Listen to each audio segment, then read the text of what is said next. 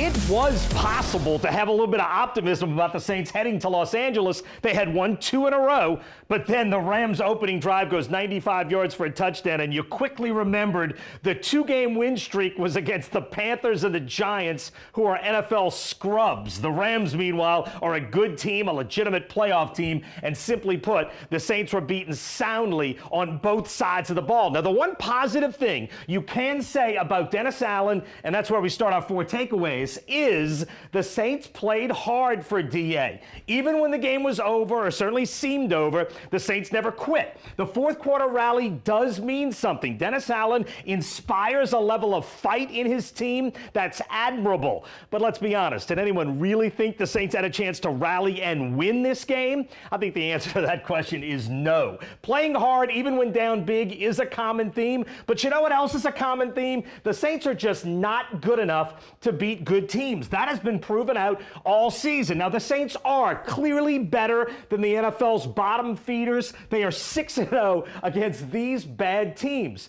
But in 3 games against good teams, and I think the Rams are a really good team, the Saints are now 0-3. But here's the thing. Against the middle of the pack, the Saints are 1-5. This math tells you the Saints are better than the bad, but not as good as the mediocre. And they surely do not look like a playoff team. Like every New Orleanian, I wish they were, but they are just not. And what really struck me Thursday night was how badly Sean McVay beat Dennis Allen head-to-head. McVay runs the Rams offense. Allen runs the Saints defense. They went head-to-head every time the Rams had the ball, and Sean McVay won that battle big. And I think it influenced all of Dennis Allen's decision-making. He tried an onside kick. He went for it on 4th down 3 times. Those things are all uncharacteristic of Dennis Allen. He said he was being aggressive, but those decisions felt more desperate to me than aggressive. Here are the 3 best quarterback performances against the Saints this season. Baker Mayfield had a great day beating the Saints back in October.